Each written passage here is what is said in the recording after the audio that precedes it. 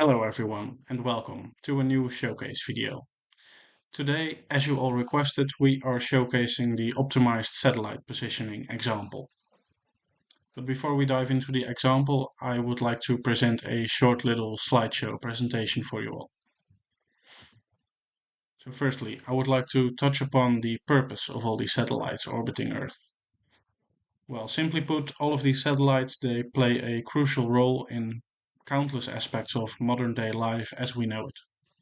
I mean, have you ever imagined a life without your preferred means of communication, like your WhatsApp, your Telegram, or even your Discord services, or your weather forecasting apps, or even your navigation systems like Google Maps or Waze?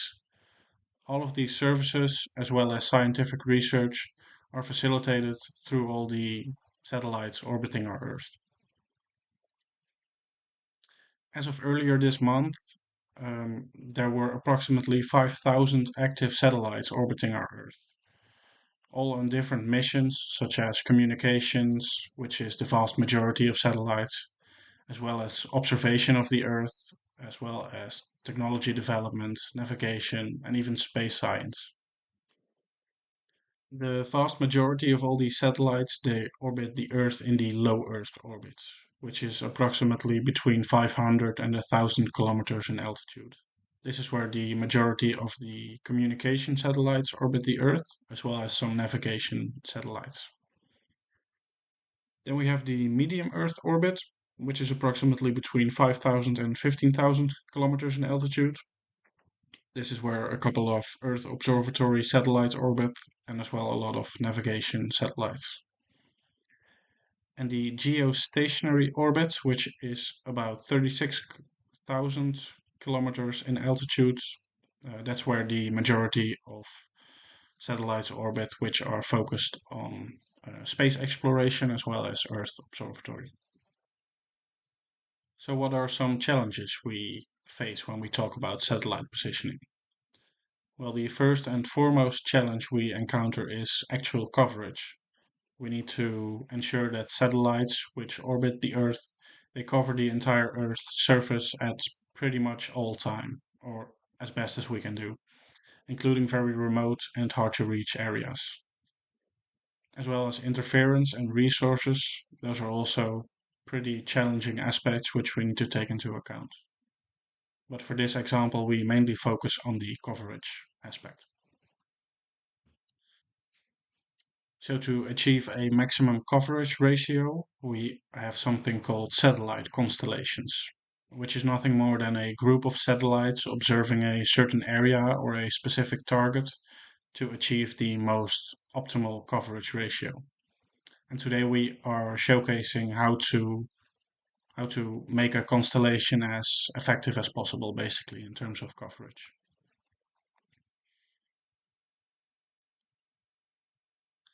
So to conclude, through the use of mathematical models and computational tools like Dynex, we can unlock the full potential of satellite technology and optimize their positioning, which enables us to push boundaries of what's possible in the realms of space exploration and communication.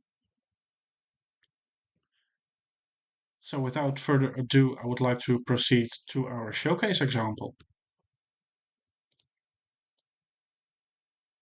So as we did last time, we are visiting our GitHub first and foremost to download the example folder.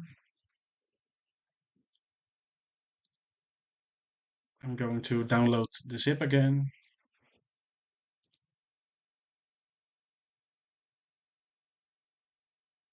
And extract it.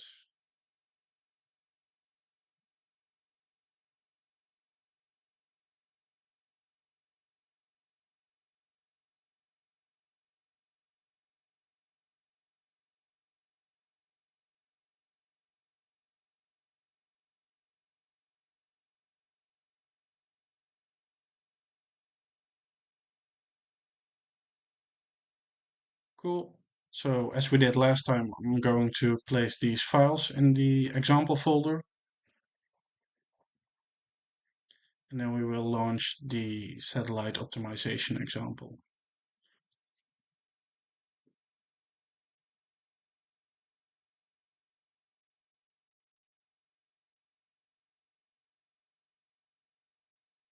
So again, as we did last time, I'm going to make sure I'm in the right folder, the example folder in my case.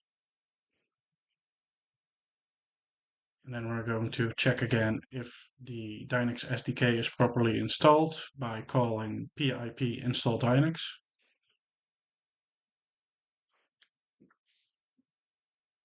It is still installed on my machine, so that's cool. We can also check if we are running the latest version by calling pip install-u Dynex.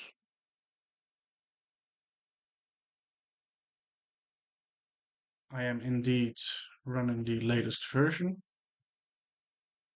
So then we proceed to our Python environment again. We import Dynex.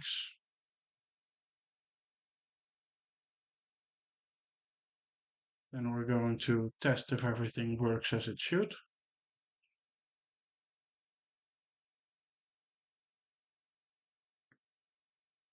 Which again, as you can see here, it does.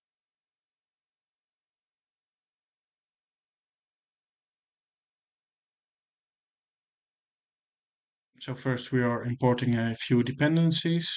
Then we define a helper function to calculate the constellation score we need later. Now we are defining our BQM model, which stands for binary quadratic model, which is a model used in quantum computing or quantum annealing.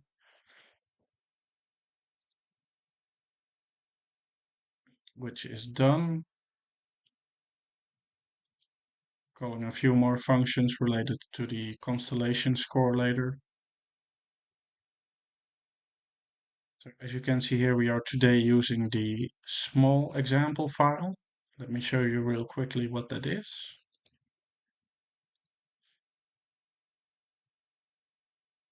So we have here 3 example files basically. Today we are using the small one, which has 12 satellites. And we are looking for 4 constellations. So that means 4 groups of 3 satellites. All of these satellites, they have a certain coverage ratio varying from 0 to 1. And the higher the number is, or the closer the number is to 1, the better its coverage ratio. So we are importing and using data from this file.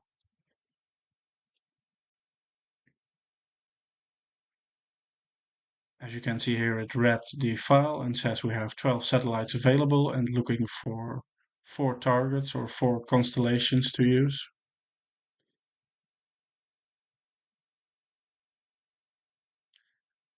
We are again going to run the computation on mainnet.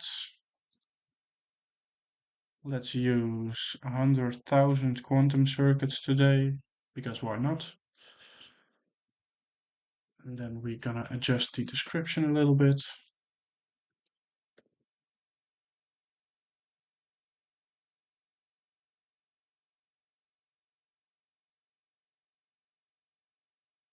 And that's it. Now we're ready to run it on mainnet again. So as you can see here again, it is performing the job on mainnet. We have job 8325 this time. If we then go to the marketplace, we can see that job 8325 is proceeding.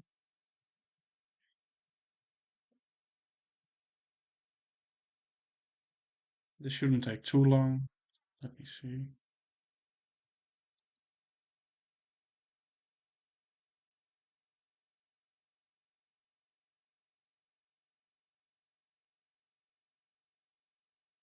As you can see now, the job has completed.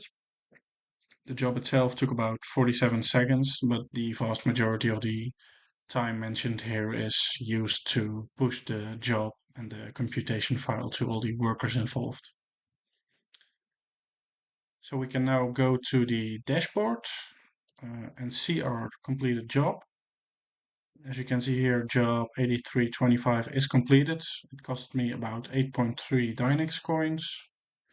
It used about 100,000 quantum circuits spread over 41 workers.